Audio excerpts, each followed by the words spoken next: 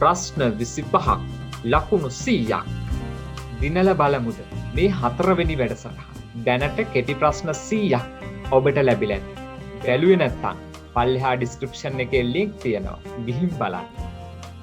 හැමෝටම බොහොම ලේසියෙන් උත්තර දෙන්න පුළුවන් කෙටි ප්‍රශ්න 25ක්. එක ප්‍රශ්නයකට ලකුණු 4යි. ප්‍රශ්න 25ට ලකුණු 100යි. ඔබේ ලකුණු ගාන, නම, ප්‍රදේශය පල්ලෙහායින් කමෙන්ට් කරන්න. සම්පත් හමුව YouTube channel එක subscribe කරේ නැත්නම් පල්ලෙහා තියෙන රතු පාට බටන් එක subscribe කරන්න.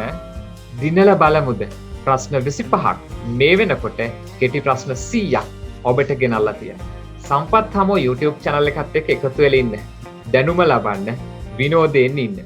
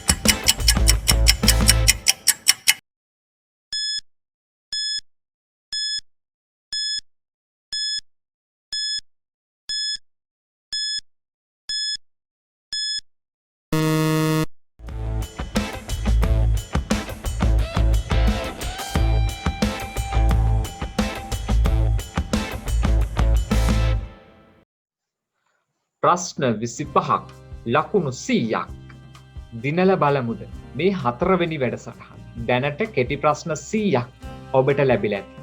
බැලුවේ නැත්නම් පල්ලෙහා ඩිස්ක්‍රිප්ෂන් එකේ ලින්ක් තියෙනවා. ගිහින් බලන්න. හැමෝටම බොහොම ලේසියෙන් උත්තර දෙන්න පුළුවන් කෙටි ප්‍රශ්න 25ක්. එක ප්‍රශ්නයකට ලකුණු 4යි.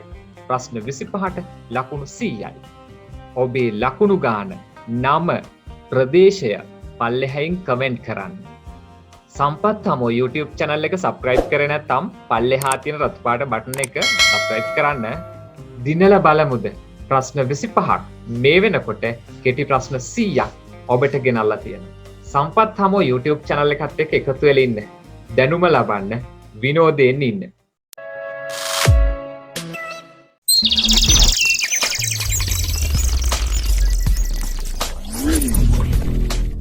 අධ්‍යාපනය, කලාව, විනෝදය, සාහිත්‍ය සපිරි හමුව. සම්පත් හමුව.